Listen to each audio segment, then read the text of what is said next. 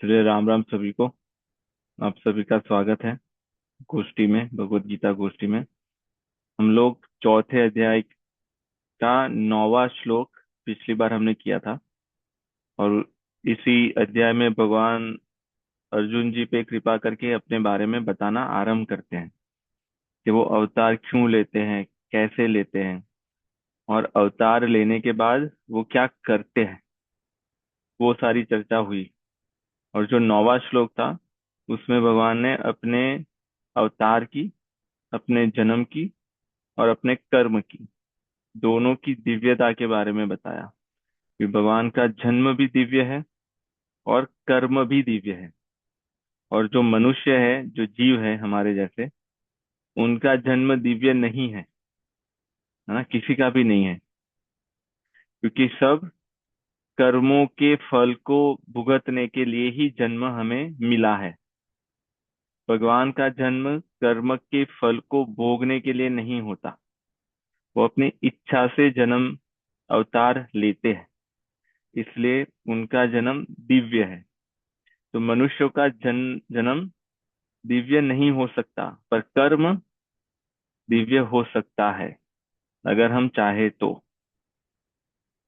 तो ये हमें जो जन्म मिला है वो अपने कर्मों को दिव्य करने के लिए मिला है ना। और इसमें बंधने के लिए, फंसने के लिए और दुख पाने के लिए, कष्ट पाने के लिए नहीं मिला। तो यहाँ पे हमारे पास वो विकल्प है कि हम क्या चुनते हैं ना, और वो तय होता है कि हमारे कर्म कैसे हैं। अगर हमारे कर्म शुभ कर्म है, अशुभ कर्म है, या फिर सत्कर्म है। जब हम शुभ कर्म करेंगे तो उससे हमें पुण्य मिलेगा, अशुभ कर्म करेंगे तो उससे हमें पाप मिलेगा।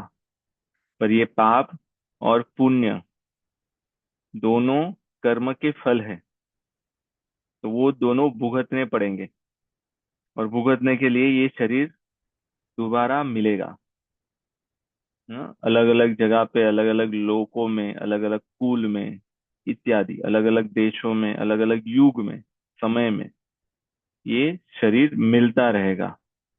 क्योंकि हमारा पाप और पुण्य का खाता है, इसलिए इस मार्ग पे जो लगते हैं उनका ध्यान केवल शुभ कर्मों में नहीं होता, उनका ध्यान होता है सत्कर्मों में, जो शुभ और अशुभ से ऊपर है, जो करने से ना पाप मिलेगा ना पुण्य मिलेगा, और इस बंधन से छूट जाएंगे।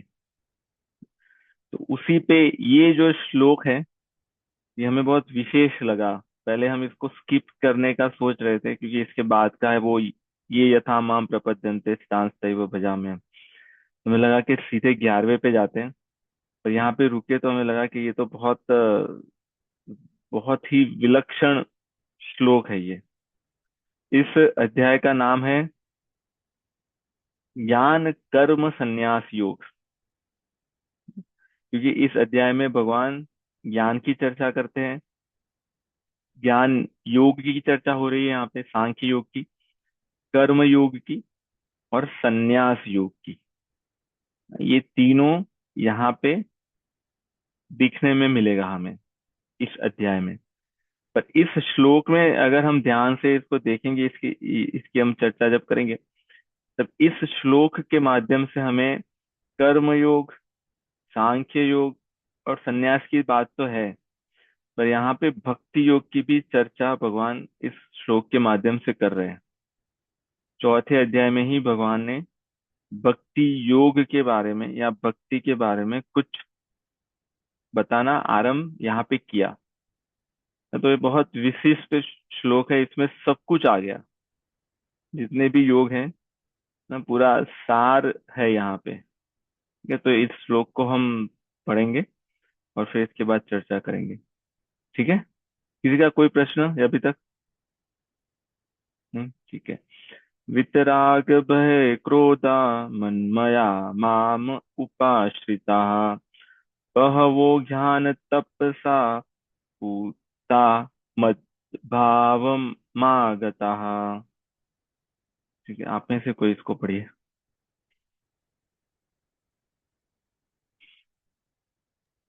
जी मैं पढ़ता हूँ। जी। राम राम। जी राम। वीतराग भय क्रोधा मन्मया मामुपाश्रिताः बहवो ज्ञान तपसा पूता मद बहवो ज्ञान तपसा पूता मद्भावमागताः। जी ठीक, बहुत अच्छा। और मैं सपन जी। पढ़ूँ भैया। जी हाँ, आप पढ़िए पढ़िए। वितराग भय क्रोधा मन्मया मामुपाश्रिताः बहवो ज्ञान तपसा पूता मद्भावमागताः। ठीक, बहुत अच्छा। कोई एक जन। जी भैया मैं पढ़ूंगा। हम्म,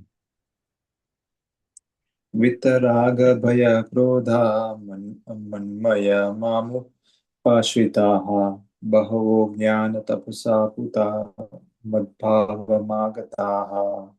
जी ठीक है, बहुत अच्छा। तो इस श्लोक में भगवान ये बता रहे हैं, भगवान श्री कृष्ण ये बता रहे हैं कि अभी तक उन्होंने जितने श्लोक कहे, उनके अवतार को लेके, उनके जन्म को लेके, उनके कर्म को लेके, जो भगवान के जन्म और कर्म की दिव्यता को जान लेता है, उसको क्या फल मिलता है, वो कैसा होता है, तो वो ये यहाँ पे बता रहे हैं। और उसके पहले ये कह रहे हैं कि कौन है जो भगवान के कर्म को, भगवान के अवतार को जान लेते हैं, उसके लिए क्या करने की आवश्यकता है, क्या छोड़ना पड़ेगा। तो कह रहे राग, भय और क्रोध। वित राग भय क्रोधा, तो ये तीन चीजें हैं जिससे हम बंधे हैं। ऐसे तो इसका बहुत बड़ा परिवार है, पर इस श्लोक में देखें तो ये हमारे तीन बंधन हैं जिसके कारण हम बंधे हैं। इस शरीर में बंधे हैं, अपने विचारों से बंधे हैं, अपने जो कुंठित मान्यताएं हैं, हमारे जो हठ है, आग्रह है कि ऐसा ही होना चाहिए, हम सब ऐसा ही करते हैं, हमारे यहाँ पे तो ये ही चलता है, इससे बंधे हुए हैं। इसको छोड़ना बहुत कठिन होता है ना। हमारी जितनी भी, जितने संस्कार है हमारे, लोगों को भोजन के कुछ संस्कार होते हैं, कुछ देखने के संस्कार होते हैं, कहाँ कहीं जाने के संस्कार होते हैं, वो छोड़ना भी बहुत कठिन है। क्योंकि उस संस्कार के पीछे का जो कारण है वो ये है, राग, भय, क्रोध इत्यादि। तो हमारे जो शत्रु है वो ये है, इसने हमें बांध के रखा है। इसके कारण इस जन्म में, इस शरीर के साथ, हमारे पास कितने भी संसाधन हो, रिसोर्सेज हो, वस्तुएं हो, पर हम उसका आनंद नहीं ले पाते। कुछ समय के लिए मिलता है, फिर कुछ समय के बाद वापस जहाँ पे थे वहां पे आ जाते हैं। और फिर हमें लगता है कि नहीं, हम और प्रयास करेंगे और नया कुछ मॉडल लेके आएंगे, नई वस्तु लेके आएंगे, वहां पे हमें सुख मिलेगा। तो ऐसे सुख की तलाश में ढूंढते ढूंढते ढूंढते फिर हम स्वयं गुम हो जाते हैं। हम ही यहाँ से चले जाते हैं। तो ये जो राग और भय और क्रोध, इसलिए भगवान ने इसको पहले कहा, उसके बाद कहे मन मया माम उपाश्रिता। दो बातें कह रहे हैं। जब राग भय और क्रोध से विहित हो जाएंगे, जब राग भय क्रोध का त्याग कर देंगे, तब जो मन है वो किस में लगाने के कह रहे हैं भगवान, मम, उनमें है ना। हमारा मन, जो मनुष्य का मन है, तब फिर वो भगवान में लगेगा। ये जो इसके पहले की जो चौपाई की बात कर रहे थे, निर्मल मन जन सो मोहि पावा, मोहि कपट छल छिद्र न भावा। तो ये मन निर्मल तब होगा, और जब निर्मल होगा तभी वो भगवान में लगेगा।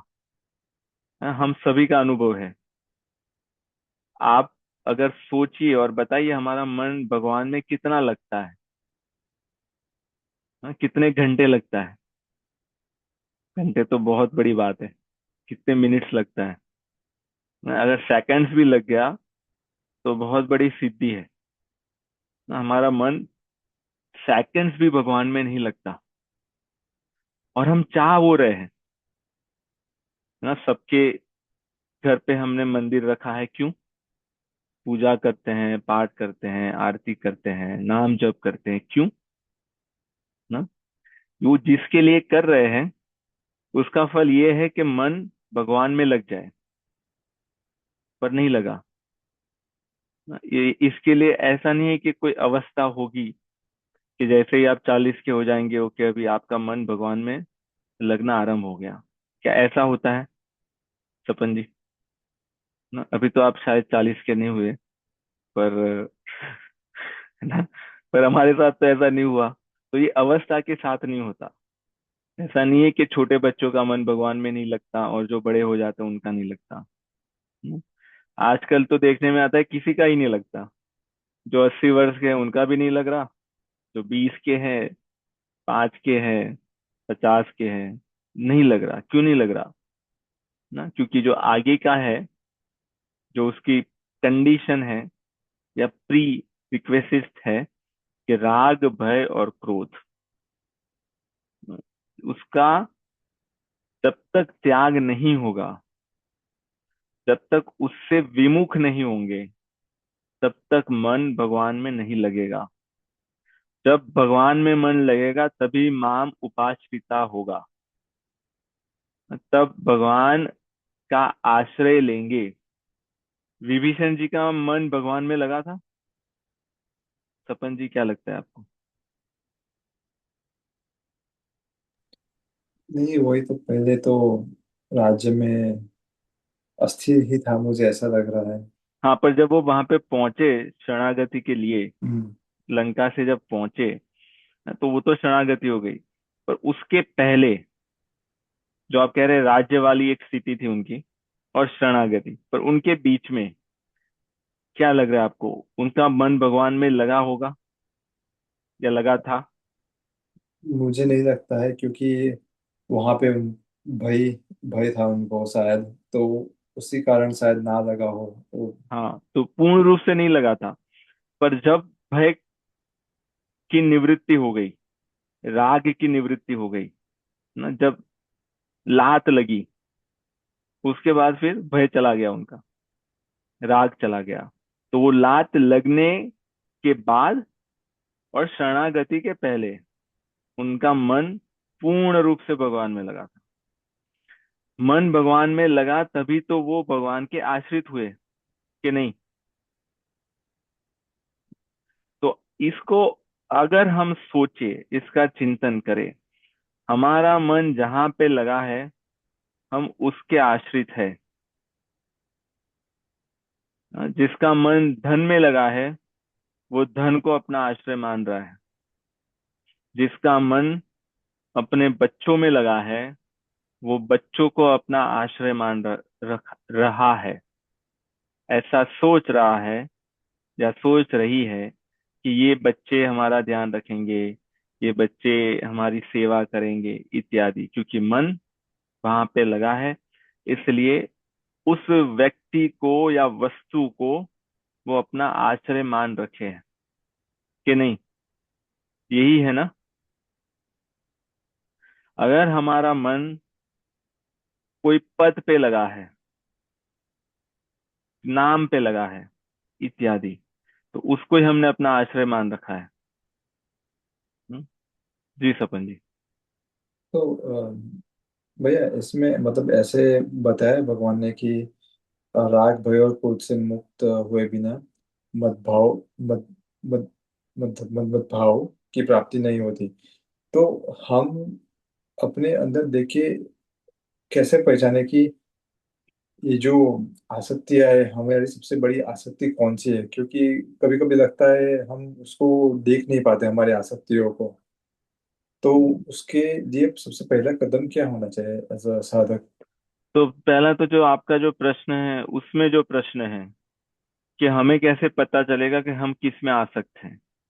हाँ, ये एक वैलिड क्वेश्चन है कि यहाँ पे तो कह रहे हैं कि ये राग, भय, क्रोध, आसक्ति, ममता, मोह इत्यादि हमने बहुत बार सुना है कि ये हमें बांधते हैं।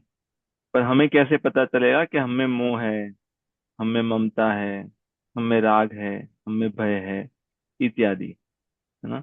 तो वो तब पता चलेगा जब हम अपने मन को देखेंगे, जब हम अपने विचारों को देखेंगे, जब हम देखेंगे हमारे चित्त में क्या चल रहा है, जब हम ये देखेंगे कि हमारी बुद्धि में महत्ता किसकी है, जब अपना स्वयं का अवलोकन करेंगे। जब बाहर के लोगों को तो हम बहुत देखते हैं ना, और उनके दोष निकालते हैं कि ये ऐसा कर रहे हैं, ये वैसा करते हैं, ऐसा बोलते हैं, ऐसा करते हैं इत्यादि इत्यादि। पर जब स्वयं का अवलोकन करेंगे तब हमें पता चलेगा कि हमारे अंदर क्या चल रहा है, और जिसके लिए चल रहा है, जिस कारण से चल रहा है। ये दोनों बहुत चीजें बहुत आवश्यक है, को ध्यान से अगर सुनेंगे। जिसके लिए चल रहा है और जिस कारण से चल रहा है, उससे हमें पता चलेगा, उससे ये निश्चय होगा कि हम इसमें आसक्त है या इसमें आसक्त नहीं है। सपन जी, ये आपको समझ में आया? थोड़ा सा यहाँ पे थोड़ा नष्ट हो गया हूँ। आपने बोला किसके लिए चल रहा है, मतलब मैं सोच रहा था ये मेरे लिए, मैं के लिए चल रहा है। हाँ, इसमें ये देखना है कि जैसे ये किसके लिए चल रहा है। जैसे अगर मन में विचार आ रहे हैं धन के लिए, हम्म। ना, तो धन के विचार आ रहे हैं, ठीक है, हम्म। बुरी बात नहीं है। पर किस कारण चल रहा है? हम्म। अगर इस कारण चल रहा है कि ये धन, अगर रिसेशन आएगा, मेरा धन कम हो जाएगा, और फिर मुझे उससे जो सुविधा मिलती थी वो कम हो जाएगी, तो फिर मेरा क्या होगा। तो अगर धन के विचार चल रहे हैं और उसका कारण धन का आश्रय है, तो फिर वो आसक्ति है धन के प्रति। और अगर धन के विचार आ रहे हैं पर कारण आश्रय नहीं है, तो धन के विचार ऐसे भी आ सकते हैं कि चलो हमें समाज सेवा के लिए कुछ प्रकल्प, कुछ कार्य करना है, कुछ सेवा करनी है, तो उसके लिए भी धन चाहिए और धन के विचार भी चाहिए। पर तब अगर विचार में ये कारण से विचार आ रहा है धन का, कि हमारे पास इतना है, इसमें से हम इतना लगाएंगे तो समाज में जो लोगों के पास भोजन नहीं है, शिक्षा नहीं है, उनको भगवान की कृपा से हम प्रदान कर पाएंगे, तो वो धन के प्रति आसक्ति नहीं है। ये विचार से धन के प्रति जो आसक्ति जो है, उससे हम छूट रहे हैं। ये हमारे मुक्ति का कारण बन रहा है। इसलिए किसके लिए विचार आ रहा है और किस कारण से आ रहा है ना। विचार ये भी आ सकता है, मंदिर के बारे में सोच रहे हैं या किसी संत के बारे में सोच रहे हैं, तो वो विचार अच्छा है।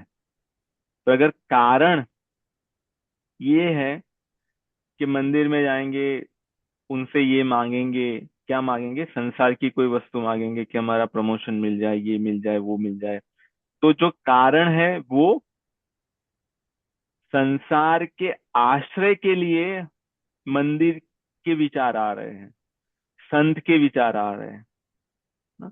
तो वो विचार अच्छे तो है, पर वो बांधने वाले हैं। इसमें हम अंतर कर पा रहे हैं ये दोनों में? बहुत काम की बात है ये, ना। मतलब जो नहीं तो हम भोक्ता अपने कर। आप को, हम अपने आप को ही वो कर देंगे, अम, ये कर देंगे कि हाँ हमारे विचार तो बहुत पवित्र है, हम तो सात्विक विचार करते हैं। पर उस विचार के पीछे का कारण क्या है, उस विचार के पीछे का उद्देश्य क्या है? तो अगर इतने सूक्ष्मता से देखेंगे तो हमें स्वयं का दर्शन होगा। हमें ये पता चलेगा कि ये जो हमारा जो मन है वो कितना मैला है, कितना गंदा है। इसमें ये कपट, छल, छिद्र, ये सारी चीजें वहां पे है। अभी हमारा साफ नहीं हो रहा क्योंकि हमें वो दिख नहीं रहा,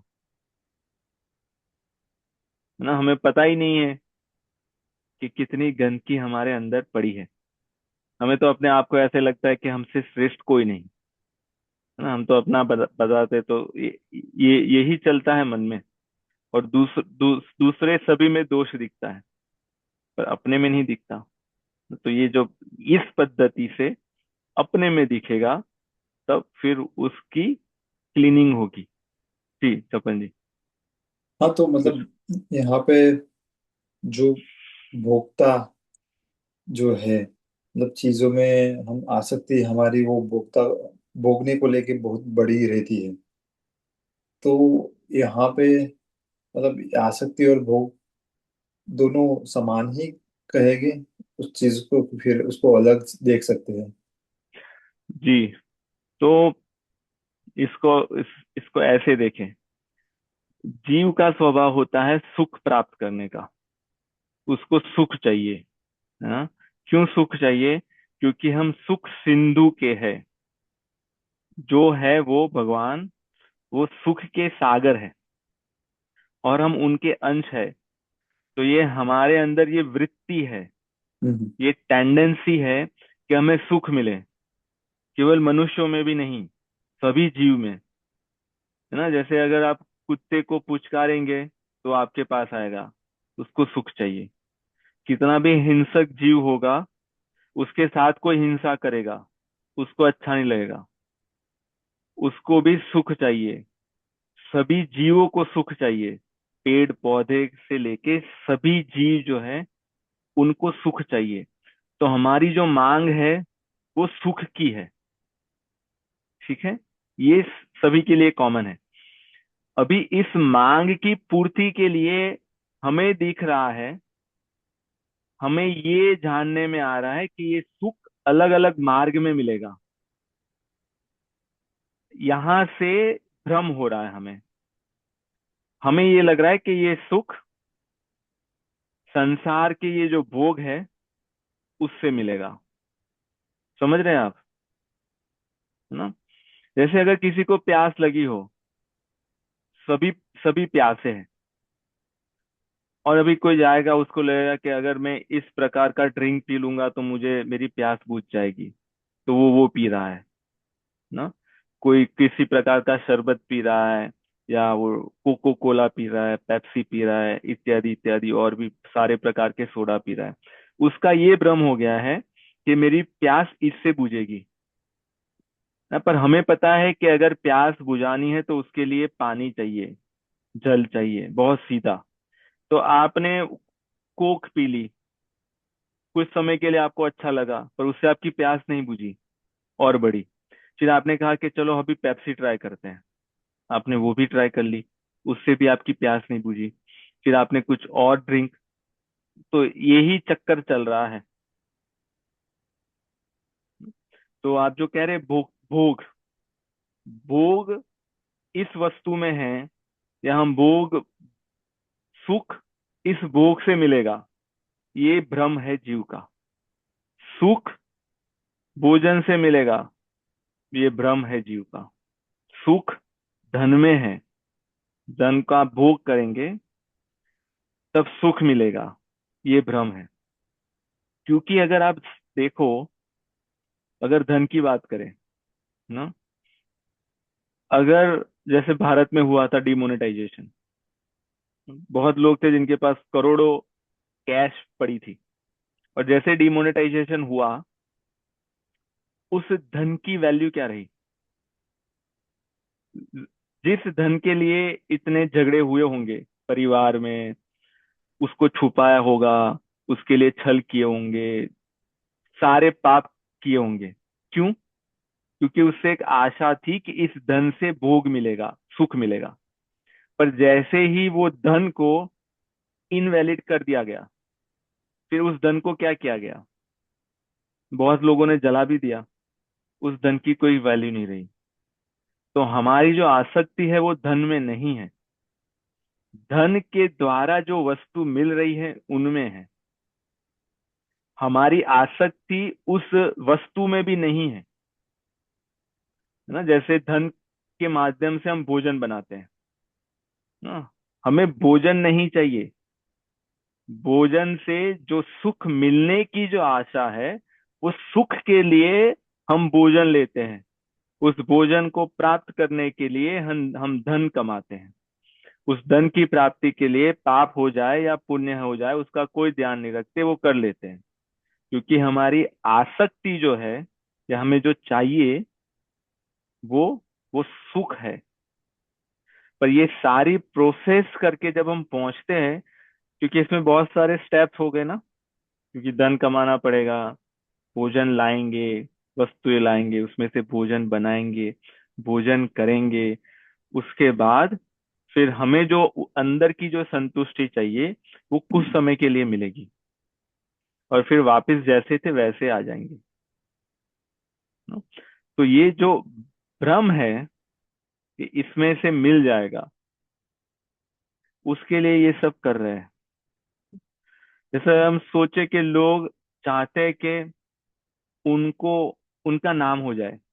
एक तो धन की इच्छा होती है, दूसरी इच्छा होती है वितेशना। एक मतलब वित मतलब धन हो गया, दूसरी नाम की इच्छा होती है कि हमें सब जाने, हमारा यश हो जाए, हमारी कीर्ति हो जाए। तो वो क्यों? ना, लोग अपना नाम लिखवाने के लिए बड़े बड़े दान करते हैं। क्यों? क्योंकि उससे एक सुख मिलता है, अंदर बहुत अच्छा लगता है ना। स्टेज पे अगर कोई बुलाए, वहां पे हमारे बारे में कुछ अच्छी बातें बताए, प्रशंसा करे हमारी सबके सामने, बहुत लोगों के सामने, तो कैसा अच्छा लगता है कि नहीं लगता? हाँ, बच्चों को भी बहुत अच्छा लगता है कि हमारी प्रशंसा, हमें अप्रिशिएट कर रहे हैं। अगर कोई व्यक्ति बहुत धनवान है, बहुत धनवान है, पर उसका समाज में कोई मान उसको नहीं दे रहा, क्या वो सुखी रह पाएगा? नहीं। तो यहाँ पे हमारा भ्रम है कि ये जो हमें मान मिल रहा है, सम्मान मिल रहा है, हमें मान सम्मान नहीं चाहिए। मान सम्मान इसलिए चाहिए क्योंकि उसके माध्यम से वो सुख की अनुभूति होती है। हमें धन नहीं चाहिए। धन इसलिए चाहिए क्योंकि धन के माध्यम से वस्तु आएगी, और वस्तुओं के माध्यम से वो सुख की अनुभूति हमें करनी है। उस सुख की अनुभूति करने के लिए ये सब सारी वस्तुएं हम कर रहे हैं। पर हम इस भ्रम में हो जाते हैं कि हमें ये पता नहीं चलता कि वहां पे जो सुख की अनुभूति होती है वो परछाई जैसी है। हाँ, वो जो आनंद सिंधु है, वो जो सुख सागर है, तो ये वास्तविक सुख नहीं है, जो सुख हमें वस्तुओं में से लेने का हम प्रयास करते हैं, जो सुख हम मान सम्मान में ढूंढते हैं, जो सुख हम अपनों में ढूंढ रहे हैं, वो सुख वास्तविक सुख की परछाई है ना। सपन जी, यहाँ तक ठीक, यहाँ तक बात बैठ रही है? मैं बैठ रही है। परछाई दिखती तो है, पर हाथ में नहीं आती। और हम इसमें ही लगे कि हाँ हमें दिख रहा है तो हम इसको पकड़ लेंगे, पर परछाई कभी हाथ में नहीं आएगी ना। इसी को ही दूसरे उदाहरण से कहते हैं मृग जल है। जैसे मृग होता है, हिरन होता है, उसको जल दिखता है, पर कभी उसको पी नहीं पाता, क्योंकि नहीं है। दिख रहा है पर नहीं है ना। जैसे इसको और दूसरे उदाहरण से देखें, जैसे आम का वृक्ष है तालाब के किनारे, ना। तो जब तालाब में देखेंगे तो आम दिखेंगे, दिख रहे हैं आम पानी में, पर क्या वो मिलेंगे अगर पानी में गोथा लगाएंगे तो? कितना भी कर ले ना, क्योंकि आम ऊपर है, दिख रहे हैं, वास्तविक दिख रहे हैं, जितने आकार के होने चाहिए उतने दिख रहे हैं, उसमें कोई कमी नहीं। पर वो हाथ में नहीं आएंगे क्योंकि वहां पे है नहीं। इसलिए ये जितने भी सुख हम ढूंढ रहे हैं जहां पे, वहां पे नहीं है। अगर होते, इसको हम थोड़ा तार्किक दृष्टि से देखें, थोड़ा लॉजिकली सोचें, अगर होते तो मिल जाने चाहिए होते हैं अभी तक, है ना। कोई संसार में कोई ऐसा व्यक्ति मिला जो अभी कह दे कि अभी मैं संतुष्ट हो गया, अभी मेरी कोई इच्छा नहीं है। क्या कोई ऐसा मिल रहा है अभी तक? हम तो अपना जीवन स्वयं का देखते हैं और आसपास में दूसरे लोग देखते हैं, कोई नहीं मिले। उनकी कोई ना कोई इच्छा तो रहती है। पहले हम अपने को लेके इच्छा करते हैं, फिर बच्चों को लेके करते हैं, फिर बच्चों के बच्चों को लेके करते हैं, फिर वो सब हो जाए तो फिर हम किसी और को लेके करते हैं। ना कुछ भी नहीं रहा तो फिर इस शरीर को कैसे और जीवित रखे। फिर दुनिया घूमने की इच्छा होती है। तो इसका अर्थ इच्छाएं क्यों हो रही है? क्योंकि वो जो सुख है वो परछाई है, वो नहीं नहीं मिला। अगर मिल जाता तो सारी इच्छाएं पूर्ण हो जाती। पर कौन है जग में जिसकी सारी इच्छाएं पूर्ण हो गई? कोई नहीं। इससे भी हमें ये समझ में आता है, या ये समझ में आना चाहिए, कि जहाँ पे हम सुख ढूंढ रहे हैं वो केवल परछाई है, वहां पे सुख नहीं है, नहीं है, नहीं है ना। और यही हमारा भ्रम है। जहाँ पे नहीं है वहां पे ढूंढ रहे हैं। और जब छोटे थे तब एक कथा आती थी कि किसी की अंगूठी गुम हो गई, है ना, और वो उजाले में ढूंढ रहा है दूसरी दिशा में, और अंगूठी गुम हुई थी यहाँ पे।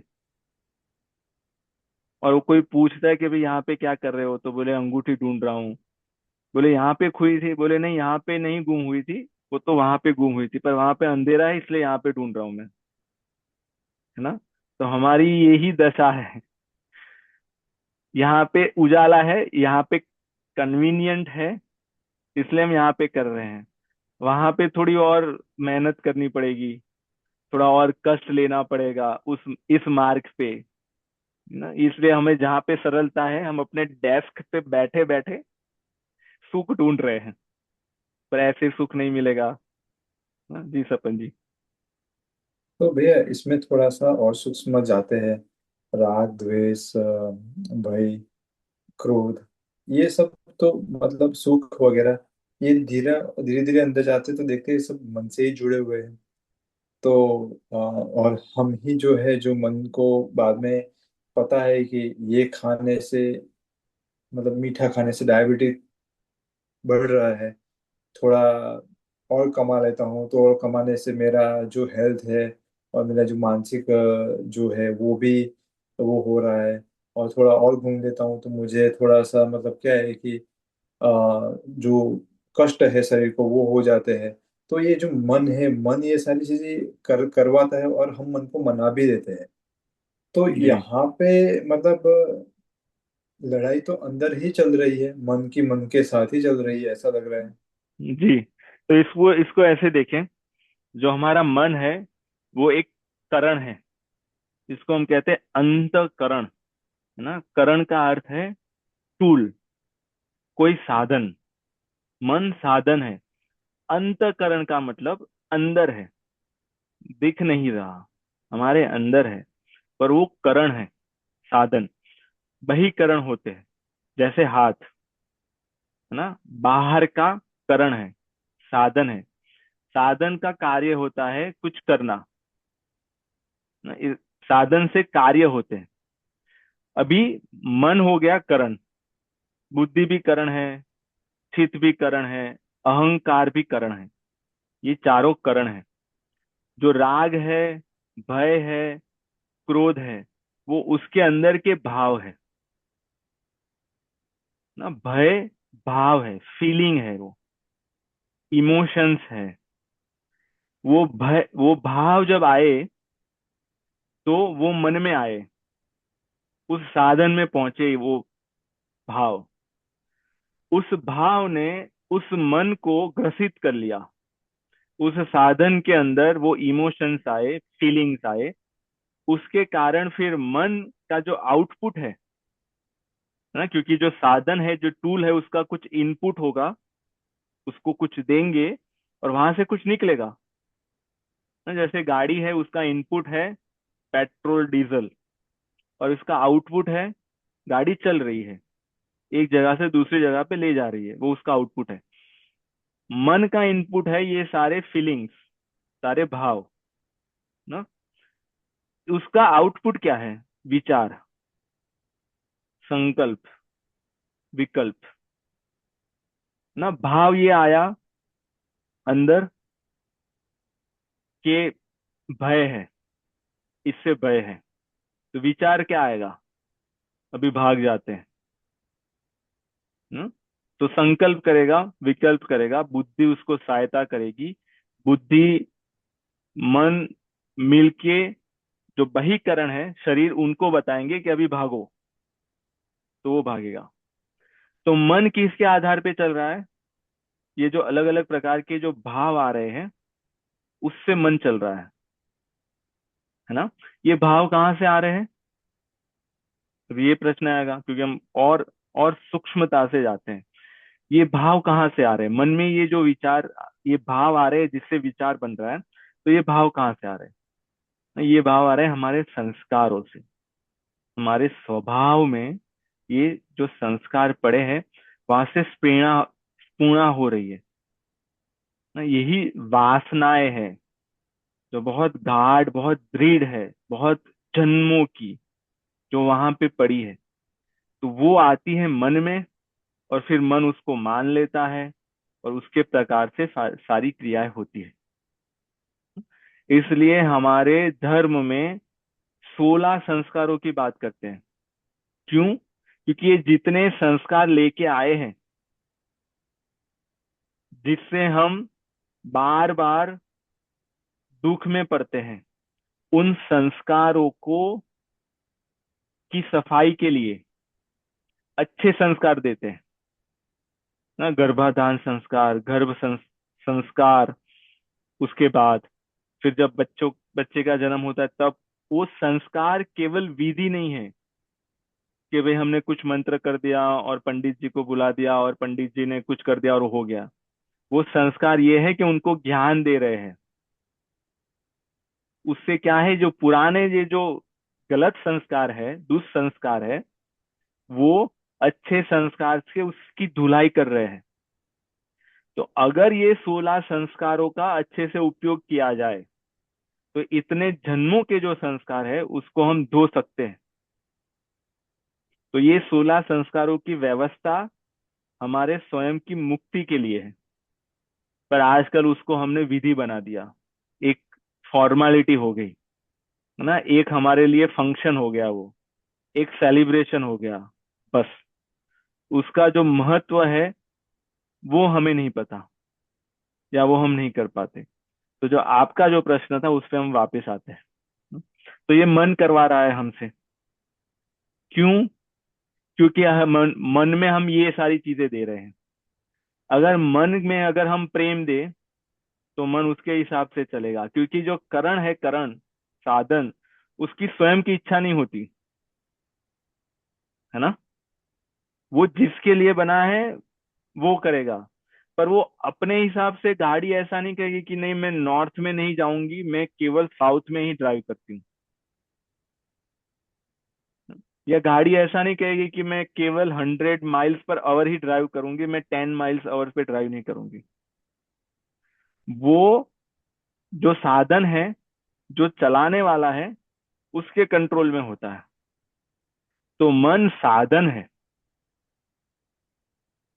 पर क्या देखने में आ रहा है, जो आपने बताया, जो साधन है, जो गाड़ी है, वो ड्राइवर को बता रही है कि नहीं, हम यहाँ पे नहीं जाएंगे, मुझे यहाँ पे जाना है।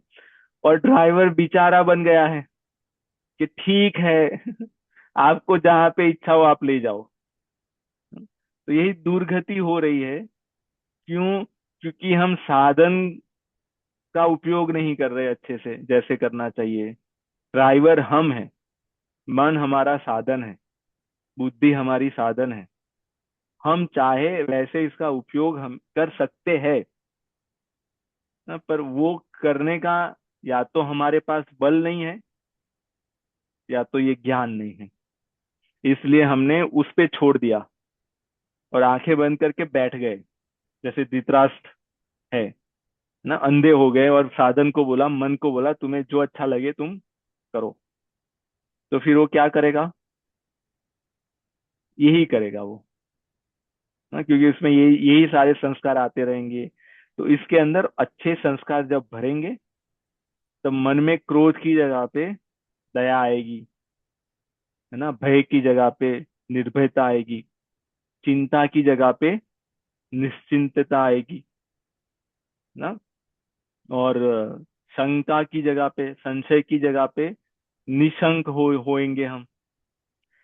उसके बाद ही शांति और सुख, सुख शांति दोनों की बात करते हैं, उसका अनुभव तब होगा, है ना। वो आउटपुट है, पर कब वो वाला आउटपुट कब मिलेगा? जब उसका ठीक तरह से जैसे उपयोग होना चाहिए वैसे हम उपयोग करेंगे। नहीं तो फिर आउटपुट में क्या आएगा? चिंता आएगी, है ना। मन से चिंतन, चिं संसार का चिंतन करते रहेंगे तो चिंता आएगी, भय लगेगा, संशय होगा, यही सब मिलेगा। तो ये मैकेनिज्म है सपन जी। तो अभी आपके प्रश्न में वापिस आते हैं, मैं प्रयास कर रहा हूँ याद करने का। तो हमारे हमारे साथ ऐसा क्यों होता है? हमें ऐसी ऐसी जगह पे हमारी रुचि क्यों बढ़ती हम्म। है ना? क्योंकि हाँ, यही बात है जो अभी हम कह रहे थे। क्योंकि हम मन को उसके हिसाब से चलने दे रहे हैं, मन पे हम शासन नहीं कर रहे, मन को हम डिसिप्लिन में नहीं रख रहे। अगर मन कहेगा सुबह समोसे खाने, हाँ खा लेते हैं ना, दोपहर में कढ़ाई पनीर खानी है, खा लेते हैं, शाम को ये खाना है, चीज बर्गर खा लेते हैं। कभी हमने मन को ना नहीं कहा, जो कहता है वो हम करते हैं। तो हम तो मन के गुलाम हो गए, इसलिए हम इसमें फंसे हैं। जो जितने भी बड़े लोग, हम उनको जो मानते हैं, हमें जो दिखते हैं, वो सारे मन के गुलाम हैं। यहाँ पे तो सम्राट वही है जो मन को अपने अधीन रखता है, जो मन को अपने कंट्रोल में रखता है। हम्म। नहीं तो मन देखो कितना छोटा है, दिखता भी नहीं है। अगर एक्सरे लो या सीटी स्कैन कुछ भी करो, क्या उसमें मन दिखता है? ना? उसका स्थूल रूप दिखेगा, वो जिसको हम ब्रेन या माइंड कहते हैं ना, पर मन क्या वो है? नहीं, मन तो उसका सूक्ष्म रूप है। तो मन तो दिखता भी नहीं है क्योंकि बहुत सूक्ष्म है। तो इतना छोटा मन इतने बड़े व्यक्ति को नचाता है, इतने सारे लोगों को नचा रहा है, इतने दुनिया के बड़े बड़े जो राजा महाराजा है उनको भी नचाता है। तो कितना शक्तिशाली है ये ना? तो ये मन को कह रहे हैं भगवान मन मया, मन मया। तो तो ये मन मया। हाँ एक जी। प्रश्न है यहाँ पे भैया। तो एक जो मन ने आपने बोला राइट कि सुबह समोसे खा लेना, कढ़ाई पनीर खा लेना, चीज बर्गर खा लेना, तो एक ये चीज मन डिसाइड करता है, तो क्या मन ये भी डिसाइड करता है कि हाँ हमें अच्छा सुबह फल खाने हैं, दोपहर को अच्छा जो पूर्ण मील होता है वो खाना है? इस तरह से अगर देखें तो क्या मन ये चीजें भेद करता है जी कि तो उसके पीछे हाँ, क्या कारण होता है चीजों मन का? डिसाइड नहीं करता, मन निश्चय नहीं करता। हम्म। हाँ, मन निश्चय नहीं करेगा। मन केवल आपको ऑप्शन देगा ना, और बाय डिफॉल्ट उसको ऐसे ही ऑप्शन अच्छे लगेंगे जो आपके लिए अच्छे नहीं है। निश्चय निश्चय कौन करता है? बुद्धि करेगी। बुद्धि में भी जो विवेक है, बुद्धि के अलग अलग फंक्शन है, जैसे मेमोरी है, short term memory, long term memory.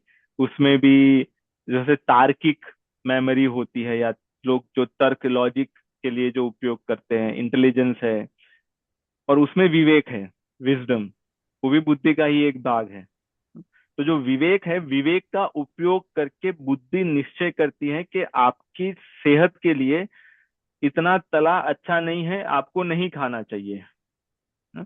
तो बुद्धि चाहे तो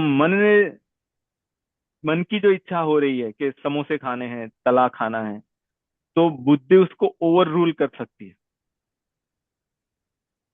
है ना, वो कर सकती है। पर वो क्यों नहीं कर पा रही? क्योंकि हमारी बुद्धि में इतना बल नहीं है। हमारी याद शक्ति बहुत अच्छी है, सब कुछ याद है। जैसे आजकल के अगर बच्चे देखेंगे तो उनकी मेमोरी बहुत अच्छी है, ओलंपियाड जा सकते हैं, ये कर लिए वो कर लिए सब कर लिया ना। पर वो अपने मन के अधीन है, अगर मन ने कहा कि भाई चलो आज पिज्जा खाना है तो पिज्जा खाना ही पड़ेगा। तो इंटेलिजेंट तो है पर मन के गुलाम है ना। तो ये कैसे, क्यों? क्योंकि बुद्धि में जो विवेक है, इसके लिए यहाँ पे कह रहे हैं ज्ञान तपसा। ये जब ज्ञान तपसा होगा या ज्ञान तप होगा, तो जो विवेक है वो हमारा बहुत मजबूत होगा, और विवेक के द्वारा फिर हम मन को समझाएंगे, मन का शासन करेंगे। अभी क्या है, चलता है, हो जाएगा, सब करते हैं, इसलिए हम भी करेंगे, क्यों कर रहे हैं नहीं पता ना? इसलिए कर रहे हैं क्योंकि सब करते हैं। आप जैसे सब लोग इस प्रकार के कपड़े पहनते हैं तो हम भी इस प्रकार के कपड़े पहनेंगे, क्यों पहनना है नहीं पता ना। इतनी गर्मी है तभी भी सूट पहन के घूमेंगे, क्यों? क्योंकि सब पहन के घूम रहे हैं। पर कोई सोचेगा नहीं, क्यों? क्योंकि विवेक नहीं है, बुद्धि है, इंटेलिजेंट है, आईक्यू है उनका, मेमोरी पावर भी अच्छा है, पर विवेक नहीं है ना। इसी को अपने सभी क्षेत्रों में ये तो कहावत होगी, जो वो कहते हैं ना, पढ़े हैं पर गढ़े नहीं हम्म। ना, पढ़े हैं पर विवेक नहीं, इसी कारण। तो भैया अगर मैं इसे ऐसे देखूं कि मन एक फिल्टर जैसा है, यहाँ पे विचार आ रहे हैं और मन पर वहां पे रुक जा रहे हैं, और वहां पे मन ही डिसाइड कर लेता है कि हाँ चलो खा ले। पर थोड़ा सा वो फिल्टर के ऊपर जाएंगे, वहां पे बुद्धि है यहाँ पे, और बुद्धि वहां पे अपने विवेक से जो लेती है निर्णय कि हाँ भाई आज तुमने ऑलरेडी एक बार खा लिया है, अभी कोई खाने की जरूरत नहीं है। तो ये मतलब ये विचार और बुद्धि के बीच में जो मन बैठा है, तो क्या ये समझ सही है कि यहाँ पे जो विचार आ रहे हैं पहले वहां पे मन से पास होके ऊपर बढ़ रहे हैं? जो मन जो करता है वो संकल्प विकल्प करता है, हम्म। वो ऑप्शन देता है आपको ना। पर उस ऑप्शन में से जो ऑप्शन आप सिलेक्ट करते हो, मन आपको ऑप्शन देगा, amazon, फ्लिपकार्ट और ईबे, वो सारे आपको ऑप्शन दे रहा है ना। उसमें से आपने सिलेक्ट किया अमेजोन, या चलो हम वो फूड में ही आ जाते हैं, तो मन ने आपको ऑप्शन दिया कि समोसे खाने हैं, बर्गर खाना है, पिज्जा खाना है ना। वो वाले ज्यादा ऑप्शन दिए, और एक हेल्दी ऑप्शन दे दिया कि सुबह चने खाते हैं उबाले हुए ना, वो ऑप्शन दे दिया। तो अभी वो वाले ऑप्शन ज्यादा क्यों आ रहे हैं? क्योंकि हमारे स्वभाव संस्कार वैसे बन गए, इसलिए वो वाले आ रहे हैं। पर मन निश्चित नहीं कर रहा कि समोसे ही खाने हैं, अगर सूक्ष्मता से देखेंगे ना। निश्चय कहाँ पे हो रहा है? हमारे अंतःकरण में, जहां पे हमारी महत बुद्धि है, जहां पे हमारी महत्ता है, जहां पे हमने ये मान लिया है कि यही अच्छा है। तो उसके आधार पे मन ने जो ऑप्शन दिया उसमें से हम पहले यही सिलेक्ट कर लेंगे, बाकी का सुनेंगे ही नहीं।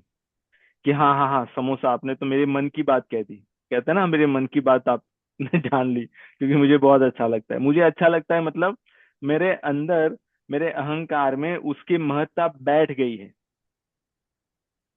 हाँ, ये हमारा मिथ्या अहंकार है, गलत, झूठा। तो उस, क्योंकि जो अहंकार है वो राजा है इस अंतकरण में, जो मन है वो बताने वाला है, जो बुद्धि विवेक है वो मंत्री है ना। तो राजा ने कह दिया कि नहीं मुझे ये अच्छा लगता है, अभी करना है, और मन ने ऑप्शन दिया, राजा के दरबार में आके कहा कि आपको समोसे खाने हैं, पिज्जा खाना है, बर्गर खाना है। तो राजा के जो महत्ता है बुद्धि में वो ये है कि नहीं ये, तो वो तुरंत ऑर्डर दे देगा कि भाई समोसे पेश किए जाए, है ना। पर बुद्धि अगर बलशाली बलवती है, विवेक है उसमें, तो वो तुरंत अहंकार को, मन को रोकेगा। मंत्री, वजीर। इसमें अगर आप देखोगे, जितनी भी छोटे थे, जितनी भी हमारी कहानी आती थी, उसमें एक राजा होता था, उसका वजीर होता था, है ना। तेनालीरामन। तेनालीरामन कौन है? मंत्री है। और वो राजा, राजा है। तो उसमें क्या शिक्षा में क्या आता था कि तेनालीरामन ने ये करने में राजा को रोका, राजा को समझाया, और राजा बाद में मान गया। अकबर बिरबल में भी वही है ना। तो ये क्या बता रहा है? ये हमारा विवेक है, जो मंत्री है, जो राजा को भी समझा सकता है और राजा समझ सकता है। पर जब विवेक नहीं होता, तो फिर राजा अपनी करता है कि मुझे यही चाहिए। और मन, मन का क्या है? मन के पास कोई बुद्धि नहीं है। मन तो, हाँ, आपने समोसा मांगा तो अभी करते हैं, चलो व्यवस्था, ना? उसको तो फिर केवल ऑर्डर फॉलो करना है, वो और कुछ नहीं करेगा। पर जो स्वीकृति आती है, जहां से ऑर्डर साइन होता है, वो है हमारा अहंकार। और विवेक बुद्धि अगर हमारी इतनी बलवती नहीं है, तो वो अपना स्टैंप लगा देती है कि बोलो चलो ठीक है, इस फाइल को आगे ले जाने दिया जाए। और मन के पास जाता है, फिर मन पूरे शरीर को लगा देता है कि चलो अभी समोसे प्राप्त किए जाए, और सब उसमें लग जाते हैं। हाँ? तो यही चक्कर है। अरे इसका सब चिंतन करेंगे, केवल समोसे को लेके नहीं, किसी और को भी लेके, तो यही देखने में आएगा। इसलिए यहाँ पे बात आती है हमारे अहंकार की निवृत्ति की।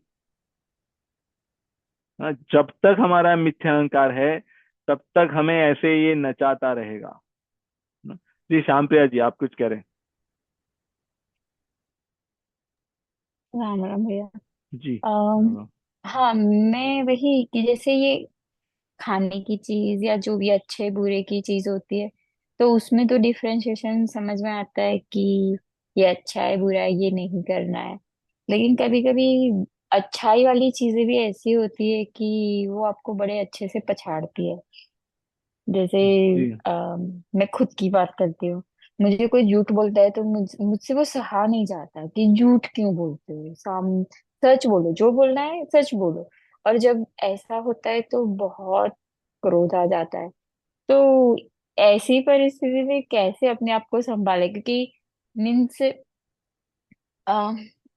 मीन्स झूठ से, जैसे अगर कोई झूठ बोल रहा है तो वही बहुत अजीब सा लगता है। तो ऐसी परिस्थिति जब हो हमारे सामने, तो हमें कैसे अपने आप को संभालना चाहिए। जी। चल, तो इसमें एक बात तो ये हो सकती है, जैसे भगवान कहते हैं कि उनको वैसे ही लोग अच्छे लगते हैं जो छल कपट छिद्र नहीं करते, ना। निर्मल मन जन सो मोहि पावा, मोहि कपट छल छिद्र न पावा। ठीक है। पर अगर हम देखें, तो भगवान के आगे भी झूठ बोलते हैं लोग, और फिर भगवान की क्या प्रतिक्रिया होती है। तो एक एक वो अगर हम चिंतन करें, तो ऐसे हमारे सामने भी कोई झूठ बोलता है, तो उसमें हमें अच्छा नहीं लगता। उसके पीछे एक ये भाव हो सकता है कि जो अगर कोई हमारे बच्चे ही हैं जो हमसे छोटे हैं, और हमसे झूठ बोल बोल रहे हैं, और हमें अच्छा नहीं लगता, हम क्रोध कर रहे हैं। तो क्रोध के पीछे का कारण क्या है? उनको सुधारने का, उनका हित का, उनके कल्याण का। और हम क्रोध करने का, हमारे पे, उन पे क्रोध करने का हमारे पास अधिकार है, क्योंकि वो हमारे आश्रित है, वो हमारे बच्चे हैं, इसलिए हम क्रोध कर सकते हैं उन पे। तो वो हो गया। दूसरा इसमें ये भी होता है कि मैं झूठ नहीं बोलता, ये भी अहंकार है। ये सूक्ष्म अहंकार है। मैं झूठ नहीं बोलता, इसलिए अगर कोई मुझसे झूठ बोलेगा, तो फिर मुझे अच्छा नहीं लगेगा, एक बात अंदर। और दूसरा, मतलब मैं स्वयं की बात कर रहा हूँ, दूसरा मैं इस बात का रियलाइजेशन उनको भी कराऊंगा। हाँ, ये क्या है? ये हमारे अंदर जो स्वयं को हमने श्रेष्ठ मान रखा है, ये हमारी श्रेष्ठता का सूक्ष्म से सूक्ष्मतर अहंकार है कि मैं झूठ नहीं बोलता, इन्होंने झूठ बोला मतलब मैं श्रेष्ठ हूं और ये इतने श्रेष्ठ नहीं है। हम्म? तो मतलब ये तो आपने जो एग्जाम्पल दिया उसको ही लेके, पर ये सभी चीजों में लागू पड़ता है कि मैं नाम जप करता हूं, ये नहीं करते। तो ये जो तुलना हुई, ये भी हमारा सूक्ष्म अहंकार है। तो साधकों में भी जो अच्छे साधक होते हैं, उसमें भी ये धन की महत्ता चली जाती है उनकी, है ना, परिवार की महत्ता चली जाती है, ये सब चला जाता है। जो अंत में जो रह जाता है, जो अंत में, जो सबसे अंत में जाता है, वो ये अहंकार, जो सूक्ष्म अहंकार। जीव को साधना का भी अहंकार हो जाता है कि मैंने इतनी साधना कर ली, है ना। बस हम देख देख सकते हैं ऋषि मुनियों के जो जीवन चरित्र में आता है, उनमें भी ये आता है कि जैसे विश्वामित्र जी साधना कर रहे हैं, किस भाव से साधना करने गए, वशिष्ठ जी से श्रेष्ठ होना है उनको।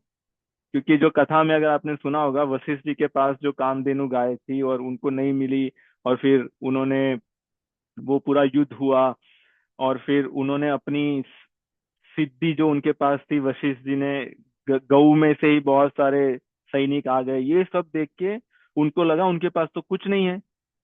तो वो बदले के भाव से अपने अहंकार को संतुष्ट करने के लिए विश्वामित्र जी तपस्या कर रहे हैं। तो उस तपस्या में भी अहंकार है। तो ये अहंकार जो है, ये बहुत बड़ी बाधा है ना।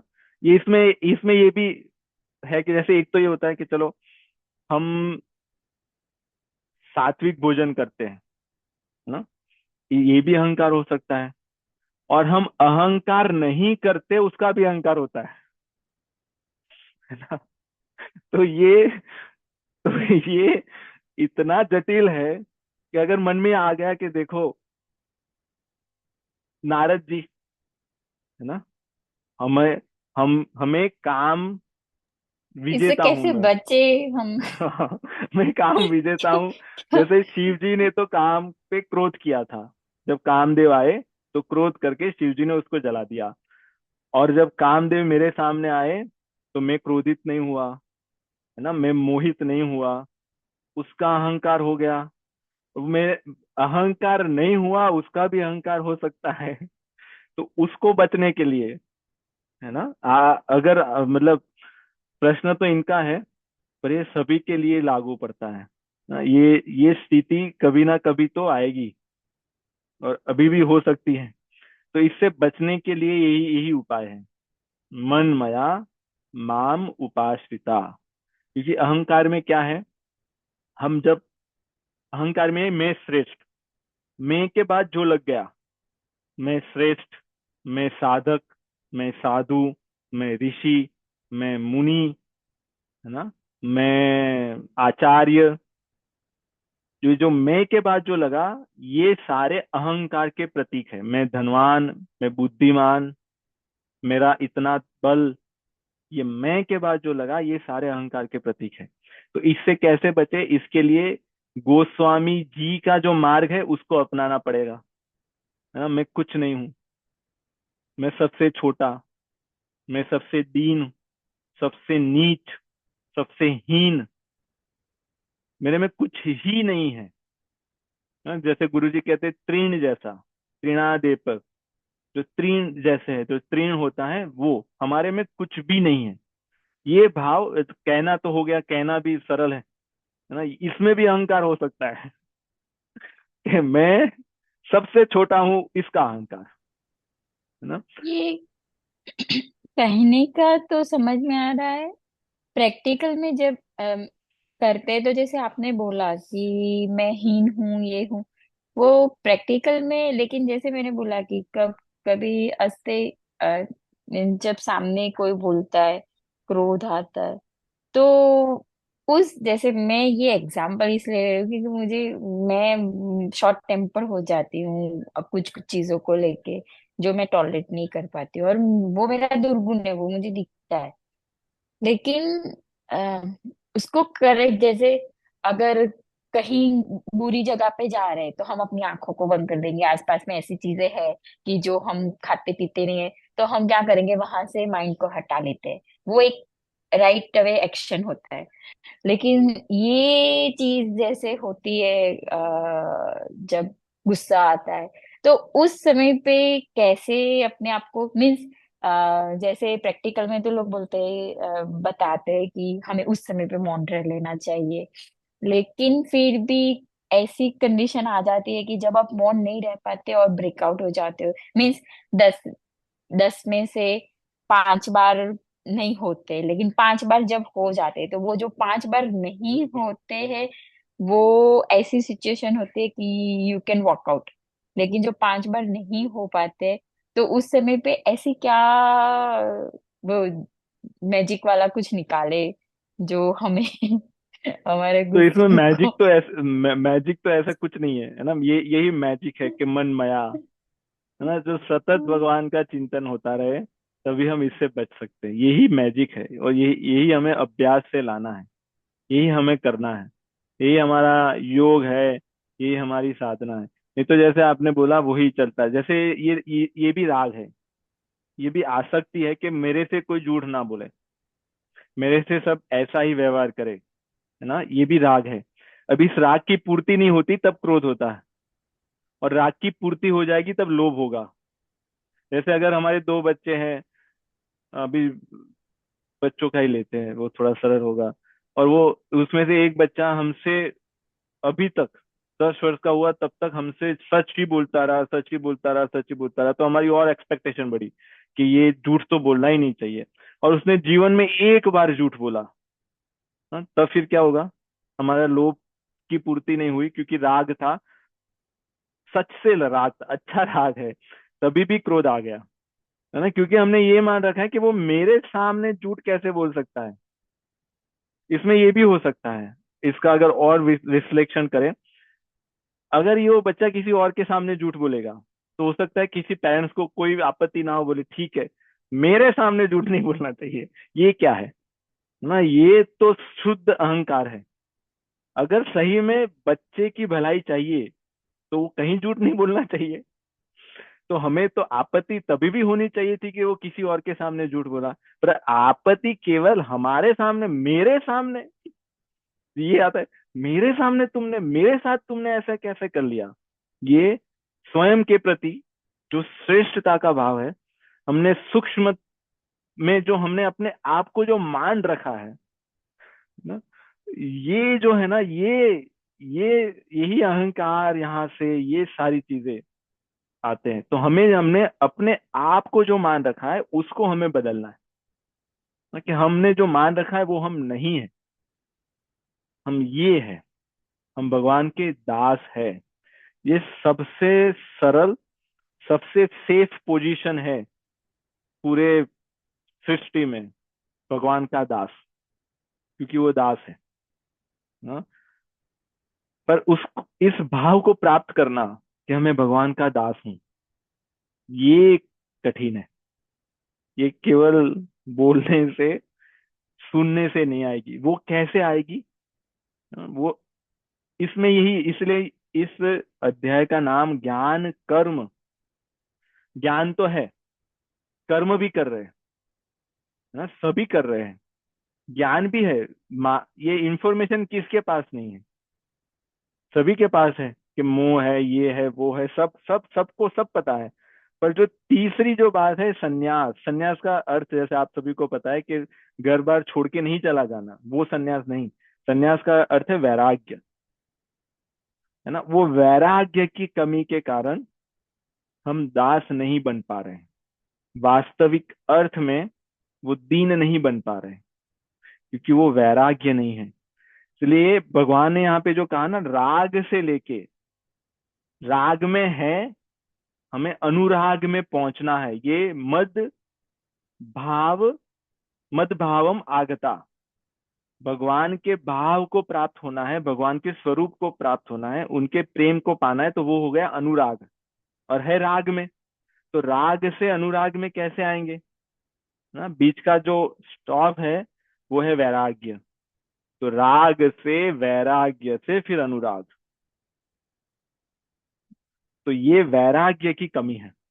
अगर मैं स्वयं का देखूं तो मुझे तो यही लगता है ना। वैराग्य की कमी क्यों है? क्योंकि ये संसार अच्छा लग रहा है, लोग अच्छे लग रहे हैं, जगह अच्छी लग रही है, धन अच्छा लग रहा है, यहाँ पे है, यहाँ पे वो है ना। हम जितने भी भगवान के भक्त देखेंगे, कोई भी ऐसा नहीं होगा जिनके जीवन में वैराग्य नहीं। और वो गृहस्थ है तभी भी, संन्यास आश्रम में है तभी भी, कहीं पे भी हो, सबके जीवन में वैराग्य था। और आज भी जो है उनके जीवन में भी वैराग्य है। बिना वैराग्य से हमें तो लगता है, ऐसा अनुभव हो रहा है कि बिना वैराग्य से भगवान की प्राप्ति नहीं हो सकती। ज्ञान का बखान हो सकता है, कर्म दिखावे के लिए हो सकता है, पर वो भाव अंदर से नहीं आ सकता। तो हमें वैराग्य की आवश्यकता है। सपन जी, आप कुछ कह रहे हैं? इसी पे आपका अलग प्रश्न है। हाँ, अलग प्रश्न है मेरा, वो इस टॉपिक पे ही चल रहा है, मन बुद्धि नहीं अभी। तो जो आजकल देखा जाए, मतलब आजकल भी नहीं, पहले से ही मतलब ऐसा हो रहा है कि जो मन और बुद्धि जो बाहर से वैलिडेशन जो लेते हैं, मतलब ये कौन ले रहा है, मन ले रहा है कि बुद्धि दे रहा है? फॉर एग्जाम्पल कि आजकल देखा जाए तो लोग फोटोज डालते हैं, उस पर वैलिडेशन लगते हैं कि हाँ इतने आए, ऐसा है वैसा है। वो अपने अंदर मन का अभाव है कि बुद्धि का अभाव है? और नहीं तो फिर कभी ऐसे कुछ कपड़े पहने तो पूछते हैं मैं कैसा लगता हूँ। वो क्या है, मन है कि बुद्धि है? मतलब मैं यहाँ पे सोचने की वो कोशिश। अहंकार है। अहंकार है। अहंकार की पूर्ति के लिए ना, क्योंकि हमने हमारे अंदर अपनी एक इमेज बना रखी है कि मैं बहुत सुंदर हूँ ना। और जब हम पूछते कि मैं कैसा लग रहा हूँ, कोई कहेगा कि नहीं आप सुंदर लग रहे हो, तो कैसा लगेगा अंदर? अच्छा लगेगा? किसको अच्छा लग रहा है? अहंकार को अच्छा लग रहा है। अहंकार हमारा और पुष्ट हो रहा है ना। तो ये जो वैलिडेशन मांग रहे हैं हम, लाइक्स मांग रहे हैं, फॉलोअर्स मांग रहे हैं, बट बढ़ने से अच्छा लगता है, ये अहंकार जो मिथ्या, जो झूठा अहंकार है, जो गलत अहंकार है, उसकी पुष्टि हो रही है ना। और उसमें जैसे हमने कहा, बुद्धि केवल स्टैंप लगा रही है। वो बोल रही है ठीक है, ठीक है, वो सो गई है बुद्धि। जो वजीर है, जो मंत्री है, तेनाली रामन नहीं है वहां पे, कोई दूसरा ही है। जो महाराजा कहते हैं कि चलो हम यहाँ पे डेजर्ट है, वहां पे हम ग्लेशियर लेके जाते हैं, और वहां पे हम उस डेजर्ट में ग्लेशियर लाएंगे, और वहां पे वो स्कीइंग और स्नो बोर्डिंग का रिसोर्ट बनाएंगे। हाँ, तो जो मंत्री होगा बोलेगा ठीक है, चलो अच्छी बात है, करिए। वो रोकेगा नहीं कि ये नहीं करना चाहिए, इसमें कोई मति की बात नहीं कर रहे हो आप। तो यही यही हो रहा है सोशल मीडिया में। जितना भी चल रहा है दिखावा, ये अपने अहंकार की पूर्ति के लिए कर कर रहे हैं, और किसी के लिए नहीं कर रहे हैं, है ना। और आजकल देखे तो अहंकार सबके सबके सिर पे चढ़ गया है। आप रिश्तों में देखें, विवाह के संबंधों में देखें, है ना, अपने हिसाब से पसंद करते कि मैं इनके साथ विवाह करूंगा। अच्छी बात है, चलो, उसकी भी स्वतंत्रता दे रखी है हमारी संस्कृति में, हमारे धर्म में, करिए, वो भी करिए। तो अगर हमने सोच समझ के, और ऐसे भी नहीं है कि हम 9 वर्ष के हैं, 25, 30, 35 वर्ष के हैं, सब कुछ देख के, मिल के, बात करके विवाह करते हैं, फिर 6 महीने में क्यों क्या हो जाता है, 1 महीने में क्या हो जाता है ना? क्यों प्रॉब्लम क्यों होता है? क्योंकि वही, जैसे ही अहंकार को ठेस पहुंचेगी, है ना, आप चले जाओ, मैं चला जाता हूँ। तो जीव को सबसे जो प्रिय है, वो है उसका अहंकार।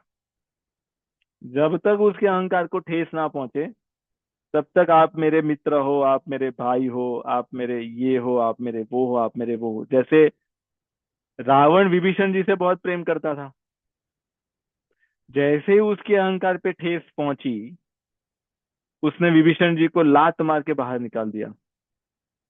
तो उसको विभीषण जी ज्यादा प्रिय है, उसको अपना अहंकार ज्यादा प्रिय है ना, उसको अपना अहंकार ज्यादा प्रिय है। ऐसे देखा जाए तो सारे, जैसा ही व्यवहार रावण का है वैसा सभी मनुष्यों का है। हम कहते हैं कि हमें ये बहुत प्रिय, ये हमें बहुत प्रिय, ये हमें, ये हमारे प्यारे हैं, हम इनको बहुत प्रेम करते हैं, है ना। वो तब तक है जब तक वो आपको करेंगे नहीं। जैसे उन्होंने आपसे करना बंद कर दिया, तो बंद कर दिया, फिर क्या होगा, आपके अहंकार को वो ठेस पहुंची। फिर तुम चले जाओ, अभी हम आपसे रिश्ता नहीं रखेंगे, आपसे आपसे बात नहीं करेंगे, इत्यादि इत्यादि। तो सभी लोग अपने अहंकार की पुष्टि के लिए, अपने अहंकार को बचा के रखने के लिए बहुत प्रेम करते हैं अपने अहंकार से, है ना। तो यही जो सोशल मीडिया, हाँ, सोशल मीडिया समाज का जो अहंकार है उसको अगर एक्यूमुलेट करें, पूरी सोसाइटी का, समाज का, उसका दर्पण सोशल मीडिया है ना। हम अपने अहंकार का दर्शन नहीं कर सकते, सोशल मीडिया पे जाके देख ले।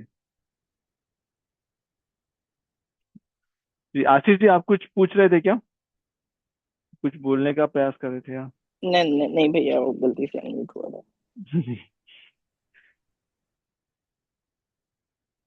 है ना, और यही करने के लिए फिर कपट करना पड़ता है, दंभ करना पड़ता है, आडंबर करना पड़ता है। हम्म। तो वित्त राग भय क्रोधा मन मया माम उपाश्रिता।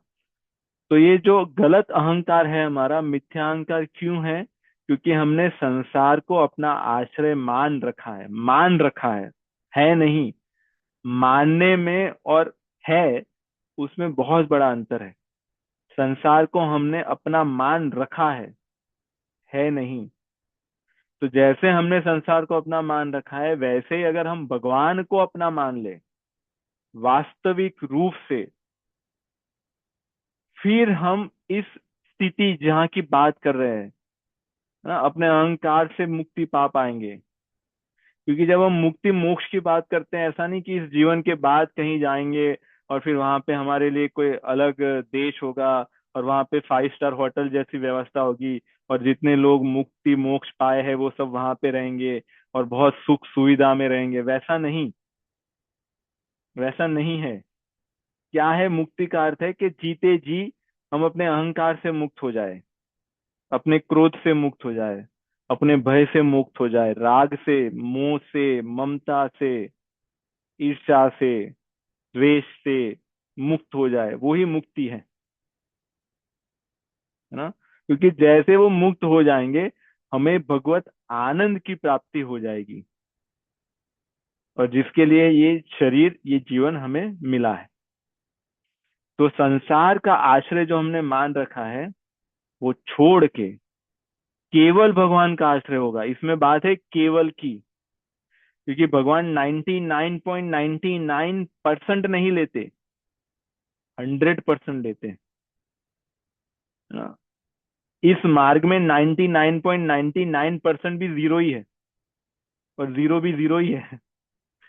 तो केवल 100% जब तक भगवान के आश्रित नहीं होंगे, तब फिर यहाँ पे कह रहे ज्ञान तपसा पूता।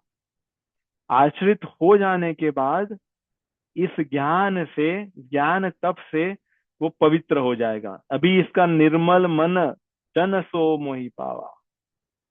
तो उसके पहले वो शरणागति का जो भाव आया, भगवान ही हमारे आश्रित है और कोई हमारा आश्रय नहीं हो सकता, ये बात अगर हमारे मन में, चित्त में, बुद्धि में बैठ जाए, इस बात बैठने से ही हमारा जो ज्ञान है, जो बहुत मैला हो चुका है, ये तप से शुद्ध होने लगेगा। हमारा विवेक प्रखर हो जाएगा, हम पवित्र हो जाएंगे। और यही पवित्र आत्मा ही भगवान को प्राप्त कर सकते हैं, है ना। आत्मा सब में है। जो पाप करते हैं उनको कहते हैं पापात्मा, जो पुण्य करते हैं उनको कहते हैं पुण्यात्मा, है ना। और जो महान होते हैं उनको कहते हैं महात्मा। जो पवित्र होते हैं वो है महात्मा। तो हमें ना पापात्मा बनना है, वो तो हम है ही। पुण्यात्मा बनना है, उसमें कोई रुचि नहीं है, क्योंकि अगर पुण्यात्मा बने रहे तो महात्मा नहीं बन पाएंगे, पवित्र आत्मा नहीं बन पाएंगे। क्योंकि हमारा उद्देश्य है कि हम पवित्र आत्मा बन के भगवान को प्राप्त कर ले। और भगवान को प्राप्त किया जाता है इसी शरीर से, है ना, बाद में नहीं। ऐसी कोई तिथि नहीं है कैलेंडर में कि वो मुहूर्त आएगा इतने वर्ष हो जाने के बाद कि भाई अभी लाभ चल रहा है, सुबह 9 से 9:30 के बीच का समय है, इसमें ही भगवान की प्राप्ति हो जाएगी। तो ऐसा कोई मुहूर्त नहीं है भगवान की प्राप्ति का। वो अभी हो सकता है, इसी शरीर में हो सकता है, कभी भी हो सकता है। उसके लिए हमारी कितनी तैयारी है, हमारी कितनी इच्छा है। तो ये करने से हम पवित्र बनेंगे। और भगवान कह रहे कि बहुत से भक्त, वो कह रहे कि ऐसा नहीं कि हम अकेले ही है ये करने वाले, बह बहो बह वो बहुत से भक्त ये करके मुझे प्राप्त हो चुके हैं। इस पे स्टैम्प भगवान स्वयं लगा रहे हैं। ऐसा नहीं कि हम पहले ही है, हमारे पहले बहुत लोग इस मार्ग पे चले हैं और ये चलने के बाद उनको ये प्राप्त हुआ है। तो हमें इतना आश्वस्त रहना चाहिए कि अगर उनको प्राप्त हुआ है तो फिर हमें क्यों नहीं होगा। नहीं, अगर वाल्मीकि जी का जो पहले का इतिहास देखे, वो पुण्यात्मा से महात्मा बने कि नहीं, है ना। अजामिल भी पापात्मा से महात्मा बने, वाल्मीकि जी। और अजामिल भी पापात्मा से महात्मा बन गया। तो इसमें बना जा सकता है, पर उसके लिए हमें सबसे छोटा रहना पड़ेगा। जो सबसे छोटा होता है वो सबसे बड़ा बन जाता है इस मार्ग में। और इस मार्ग में जो सबसे बड़ा बन के आता है वो कहीं का नहीं रहता, है ना? इसलिए इस मार्ग में हम अपने आप को दास कहते हैं। क्यों? क्योंकि वो भाव आ जाए कि भाई मैं सबसे छोटा हूँ, सबकी सेवा करना मेरा कर्तव्य है बस। क्योंकि हमें यहाँ तक पहुंचना है ना। ठीक। श्याम प्रिया जी, आपका प्रश्न इसमें हो गया या आप बाकी रह गया कुछ? नहीं नहीं, मुझे मेरा जवाब तो मिला, लेकिन वो और डिबेटिंग जैसा हो रहा है। तो अगर ये पीछे अगले सप्ताह अगर आप कंटिन्यू करेंगे तो बहुत उचित रहेगा। जी हाँ, तो ये तो विषय तो बार बार आते रहेगा। और ये हाँ तो हाँ। नेवर एंडिंग क्वेश्चन है, और उसका उत्तर भी नेवर एंडिंग है ना। ये हाँ तो जैसे भगवान की कथा अनंत है, ऐसे हमारे अहंकार की कथा भी अनंत है, उसके रूप भी अनंत है, उसके नाम भी अनंत है, अलग हाँ। अलग नहीं नहीं, नाम मुझे से। वो सॉल्यूशन मिला, लेकिन वो सॉल्यूशन में इम्प्लीमेंट में ना वो दो मत हो रहे थे, तो इसलिए वो था थोड़ा। तो हाँ, वो इस मैं, सॉल्यूशन में हाँ तो जो वो पहले भी चर्चा हुई थी सत्संग में, जो नारायण स्वामी जी कहते हैं, नारायण हरि भजन में ये पांचों ना सुहाए ना। ये जब ये हो जाएगा, विषय भोग, निद्रा, हंसी, जगत प्रीति और बहुबात, ये जो ये जो क्वेश्चन आया हमारा, कोई भी क्वेश्चन है, इस क्वेश्चन की बात नहीं कर रहे, उसके बाद कोई उत्तर मिला हमें, गुरु जी से मिला, भगवत गीता से मिला, उत्तर मिल गया। अभी वो उत्तर को हम अपने जीवन में उतारने का प्रयास कर रहे हैं। पर अभी वो फलीभूत कैसे हो रहा है वो कैसे पता चलेगा? जब ये लक्षण आने लगेंगे, है ना। कि हमारी नींद कम होने का मतलब कि ऐसा नहीं कि 2 घंटे ही सोएंगे, पर ऐसे पड़े नहीं रहे ना। और फिर ये इसकी चर्चा तो हुई, तो भी इसकी चर्चा क्या करें। पर ये सारी चीजें अच्छे नहीं लगने लगेगी। तो यही यही लक्षण है कि अभी वैराग्य बढ़ रहा है। तो वैसा है। पर हाँ चलो, अभी जब दूसरा श्लोक आएगा तभी चर्चा आगे बढ़ेगी। पर और किसी का इसमें कोई प्रश्न? सपन जी ना? तो इसमें जो दूसरी बात अभी हमें याद आई ये ज्ञान तप क्या है ना। एक तो होता है ज्ञान, एक तो होता है तप। तो ज्ञान तप क्या है, जब ये ज्ञात हो जाए, जब ये अनुभव हो जाए कि भगवान के अलावा हमारा कोई आश्रय नहीं है, भगवान के अलावा हमारा कोई नहीं है, कोई भी नहीं है, कोई भी नहीं था, कोई भी नहीं है, और कोई भी नहीं रहेगा। ये ज्ञात होना ही यहाँ पे कह रहे वो ज्ञान तप कर रहे हैं, है ना। ये नहीं होता, हमें लगता है कि ये हमारे हैं, ये हमारे हो जाएंगे, ये हमें मिल जाएगा, ये हो जाएगा, ये हो जाएगा। तो हमारा आश्रय बहुत जगह पे है भगवान को छोड़ के। तो वो ज्ञान तप नहीं है, वो अज्ञान तप है। ज्ञान तप ये है जब हमें ये ज्ञात हो जाए कि केवल भगवान ही हमारे हैं और हमारा कोई भी नहीं है ना। और गुरु, क्योंकि वो हमें भगवान से मिलाने वाले हैं, तो उसके अलावा और हमारा कोई नहीं है। फिर इसका और विस्तार करें तो वैष्णव हमारे हैं, क्योंकि वो सब एक मार्ग पे चल रहे हैं, तो हम सहपाठी है ना, हम क्लासमेट्स हैं। तो जो आप जिस बोट में बैठे हो हम भी उसी बोट में बैठे हैं, तो इसलिए हमें आपके प्रति सहानुभूति है और आपको हमारे प्रति सहानुभूति है। हम ये चाहते हैं कि आप भी पार हो जाओ और आप भी हमें चाहते हैं कि हमारा पार हो जाए। तो इसलिए वैष्णव हमारे हैं, गुरु हमारे हैं, भगवान हमारे हैं, और ये शास्त्र हमारे हैं। उसके अलावा दूसरे हमारे नहीं है। तो ये भाव हो जाए, उसका उसका अर्थ ये नहीं कि हम उनसे द्वेष करेंगे, उसका भाव ये नहीं कि हम उनको नीचा समझेंगे जो इस मार्ग पे नहीं है। उसका अर्थ यह है कि हम उनको देख के हमारे मन में दया आएगी, करुणा आएगी, कि अगर ये आनंद, ये मार्ग अगर उनको भी मिल जाए तो उनका भी कल्याण हो जाए। तो फिर कल्याण का भाव होगा सभी के प्रति ना। तो फिर क्रोध नहीं आएगा, अब फिर भय नहीं होगा, और राग भी छूट जाएगा ना। तो ये श्लोक हमने तो पहली बार ही ये ध्यान गया, क्योंकि इसके पहले जो गोष्ठी हुई थी इसमें ये श्लोक नहीं आया कभी, है ना, हमें तो याद नहीं है। तो हमें ये श्लोक हमें बहुत अच्छा लगा। ठीक है, और किसी का प्रश्न? नहीं, ठीक है, चलिए राम राम। तो अभी दूसरी गोष्ठी गोविंद जी करेंगे, वो दूसरी लिंक पे होगी, तो आप लोग वो भी ज्वाइन कर सकते हैं। हाँ? अभी शायद वो 8वां अध्याय आरंभ करेंगे वहां से। ठीक है जी भाई। जी। चलिए, तो हम यहाँ पे विराम लेते हैं, आप सभी से मिलेंगे जल्दी। राम राम।